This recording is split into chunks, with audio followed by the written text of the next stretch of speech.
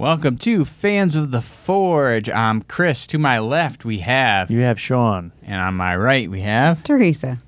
And today's episode is our wrap-up for Season 5, Episode 19, Wind and Fire Wheels.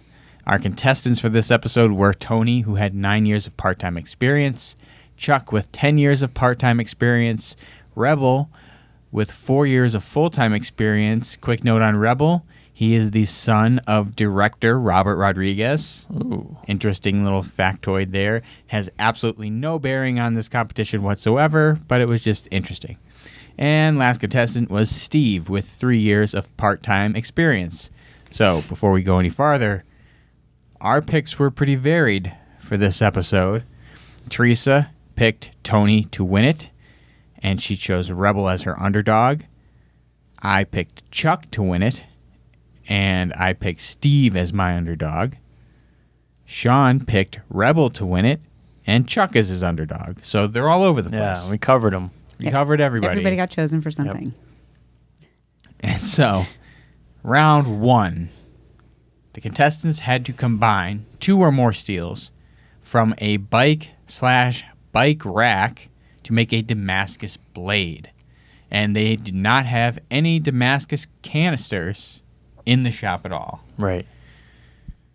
Did you have something you wanted to say about that, Sean? Well, somewhat. So my first thought was, okay, no canisters. All right, no problem. They got the bike frame tubes. We'll just use that. Right. Well, a minute in, I think a couple of guys are like, yeah, or someone, maybe one of the judges, the tubes are kind of small in order to try to make and use those as a can. Yep. Okay, fine.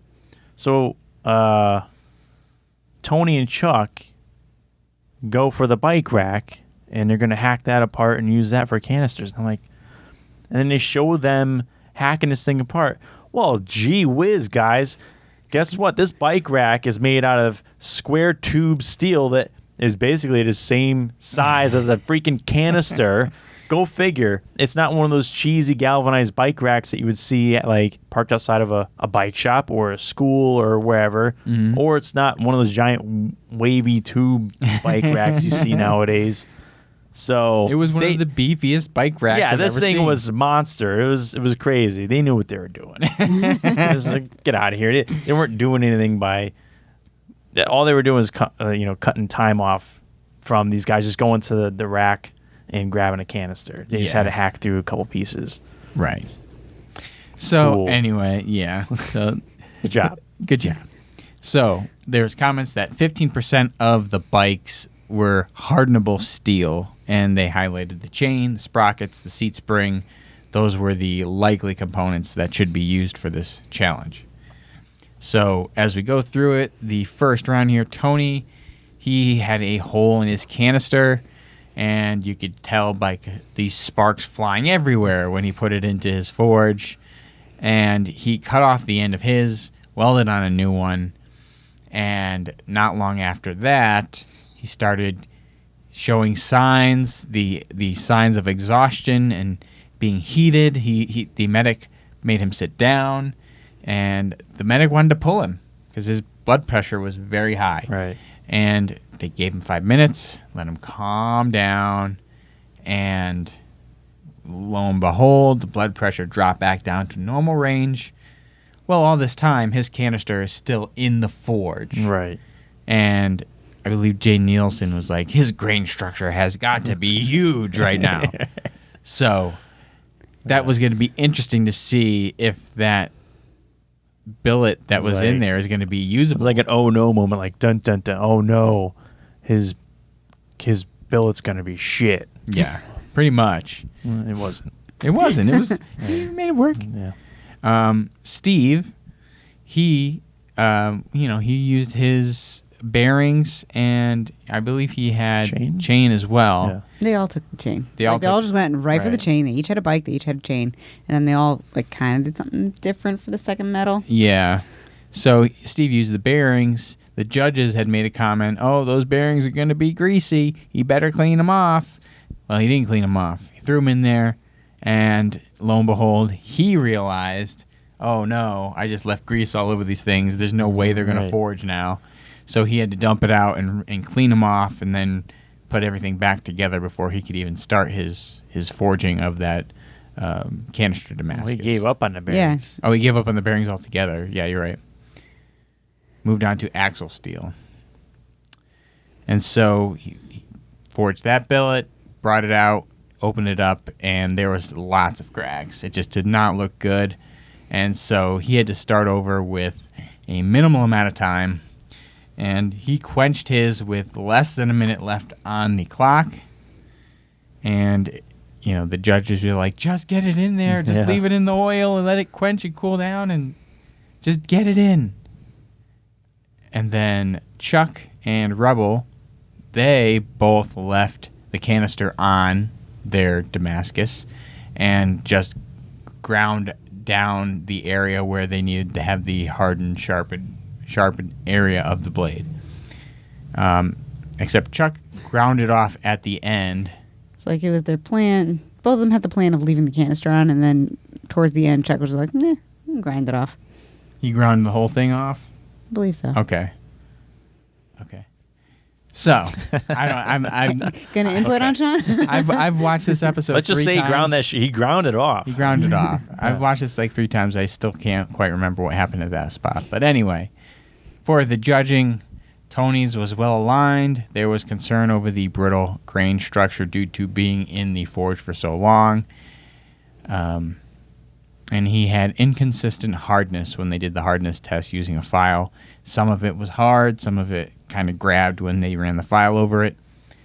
Rebel, he got the best critique out of all of them, I think. He had some notches on his spine and not the best hardness, but overall a good design and seemed to get the best looking blade out of all of them in the amount of time that they had. And his things were like fixable.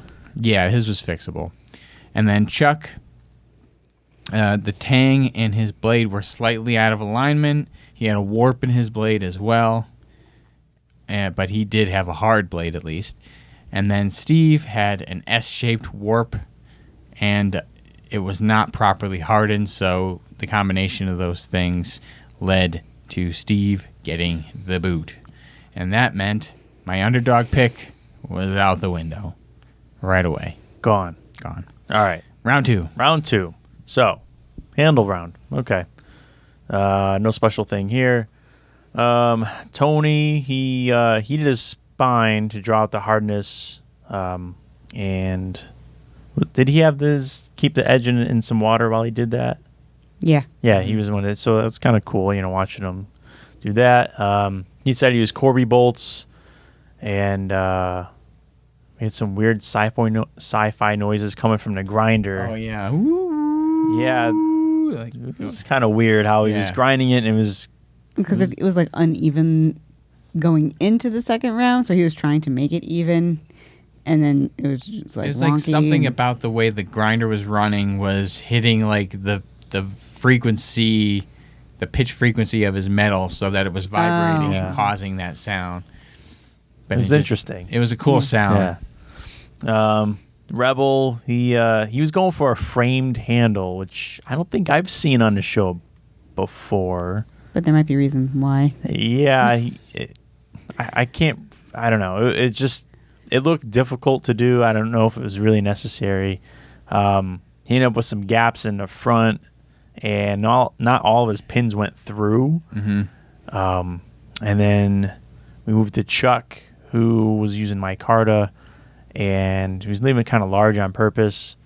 But he did not address the tang issue. He just kind of put it together and wanted to turn something in. He wanted to make sure he had something to turn in. So we moved to the judging. We moved to strength test. And for this, Jay Nielsen was going to menacingly strike a bike frame 10 times with each blade, chop the frame. That was a brutal test. It was. Like, that's one of the harder tests that they've done on some of these blades before. And you can tell how much power Jay Nielsen has in those arms. Yeah, man, every strike is an oomph coming out of him. Oh yeah, and there's a dent. You can see how he started on the left and just went boom, boom, like all the way down, so that he could make 10 dents. Didn't they do like a weird like camera slowdown for some of these shots. Yeah, they did. It was very different. And they would like slow it down and then bring it back to normal as he drew back and then slow it down again. Yeah, they would kind of alternate. So they do it sometimes early, sometimes later. I don't know if they're trying to Change it up. go for the effect of something bad might happen. Because it seemed like when they're going to slow it down and he's coming down, you're going to think, oh shit, the blade's going to break. It doesn't. No blades broke, but it was kind of some dramatic effect with the Here's what I think. editing. Here's what I think. Okay. There was other spots where they did that too. In fact, one of the spots was during round 2 where Rebel was like went to go get something and then was running back, and they slowed him down running, and then at the very end it sped back up to normal. And I was like, what the hell is going on here? And then I thought about it. And maybe it didn't have any bearing on the episode altogether, but I feel like somebody in that editing department was like, oh, Robert Rodriguez is a director. Maybe I can show off some of my editing skills. My sweet editing skills by adjusting the time and the speed and duration of some of these shots, slowing it down, and then really getting back into it, speeding it up, and really showing off my chops. That's my guess. I'm trying to think of like an action film where they do some slow-mo shots and then like go back to full speed. I can't place it. I don't know if it was like John Wick or something like that, but I don't know. I feel like I've seen something like that before. Whether or not it was a Robert Rodriguez movie, I don't know. I don't know about that. But anyway. Either you got a new editor or a new program and you want to try it out. Or they're trying to impress Or us. maybe they just have video problems like I have on every freaking turn when I'm trying to put these videos together. Moving forward. So, Tony got several rolls and had some pieces missing from the test. Rebel had a good, comfy handle, and he did a good job. Chuck had some minor chipping, some rolls, and some handle issues with his blade kind of turned just based on the handle kind of construction and form. Yep. Moved to sharpness test, which was an inner tube slice with like I think 3 or 4 kind of hanging, stretched out, and we had some good Doug cam in this. Well, Doug was performing the test. Yes. They just had some nice, again, slow-mo shots of Doug just go and just slicing it open. I think it was after Chuck's. It was just, he was so satisfied. Yeah, just big smile on his face. There wasn't much to these tests, at least to this test. That was an easy. Okay. Yeah. Tony will cut. Rebel will cut. Chuck will cut. Although his handle is fit better in Doug's hand sideways than it did, normal. But anyway, they all made it. But Tony got cut because his blade had sustained the most damage during the strength test. Yep. So, move on to round 3. With the wind and fire wheels. So these originated in China over 500 years ago. They were multifunction, 1 foot in diameter, had short wrapped grip, protruding blades, and was wielded by the god Niza, used for blocking, thrusting, and slashing. So that's the whole background. And then we've got some specifications that they had to do 3 large recurved blades, 4 smaller curved blades, and a guard. At the home forges, day 1, Rebel spent doing design. His forge wasn't big enough to fit this 1 foot diameter wheel in, so he decided to do the whole thing in pieces. And he had just enough material to eke out all the pieces that he needed, which on day 2, as he's forging the blades, he drops one of those pieces in the water. Ooh. Well, because he was trained in the traditional, I believe, Japanese style of forging, he said, where it uses water quench steel. So he had a water bucket just sitting right below the forge, probably for one of his normal water quenching projects that he'd be working on. And unfortunately, he dropped it right into there.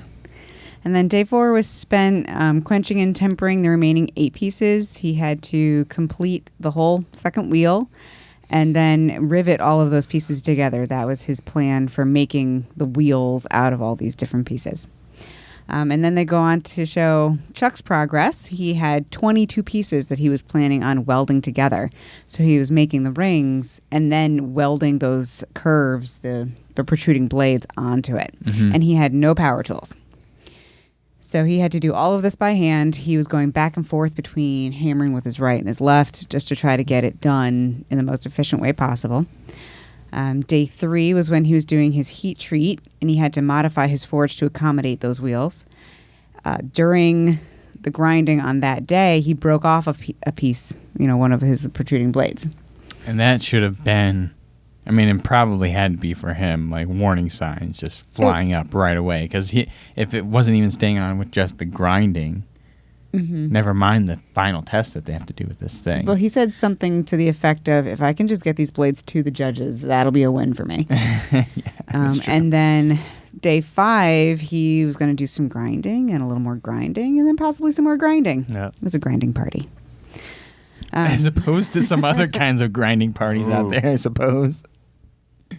What? So they doesn't know about those. They go back to the forge.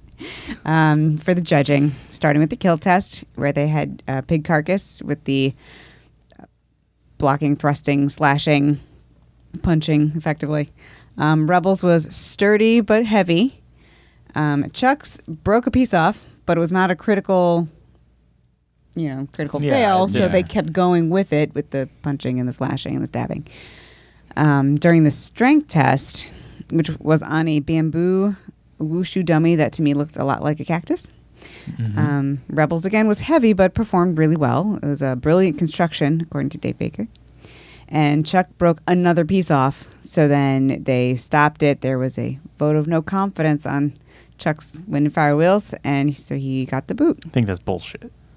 Yeah, I don't know that they had to stop it there. I feel like they probably... Didn't they have one more test to go? Yeah, they did have one more test. But if it broke a thing off in the first test and in the second test... Right. Well, in the first test, they show, it going into that dummy, and then it's being pulled to the side, and of course it's going to break off. In my eyes, it could be stronger, but it was in there and then twisted. So it sheared off. Right.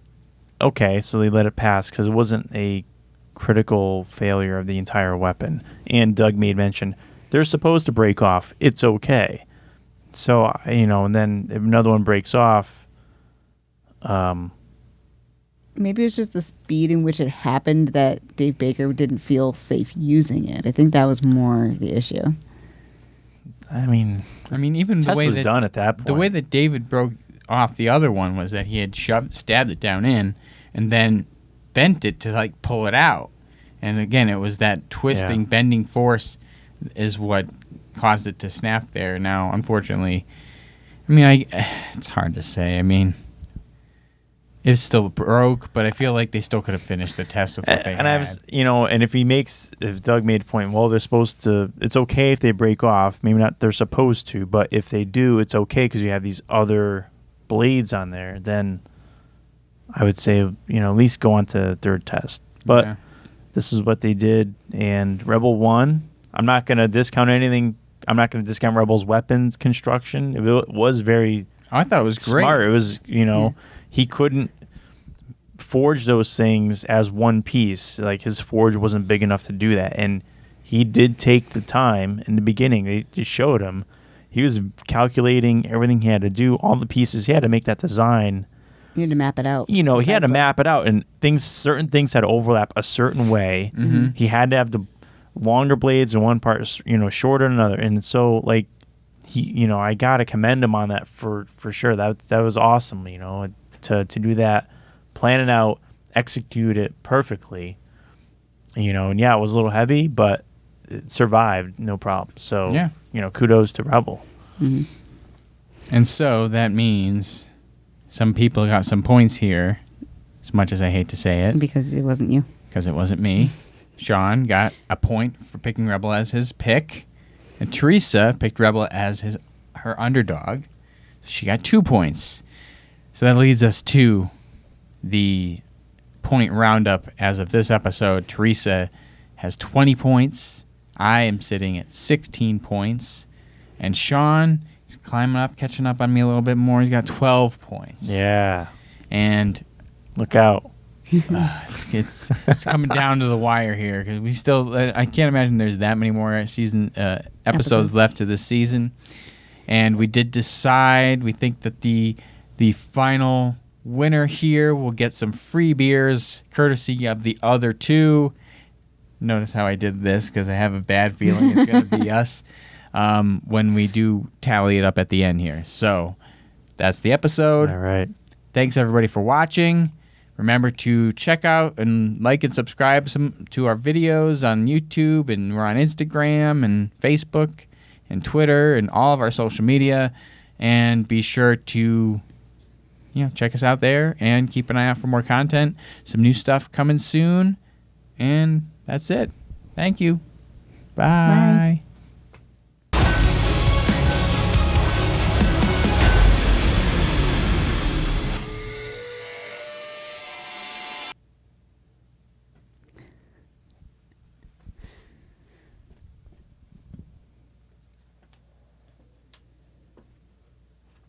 Doug Cam.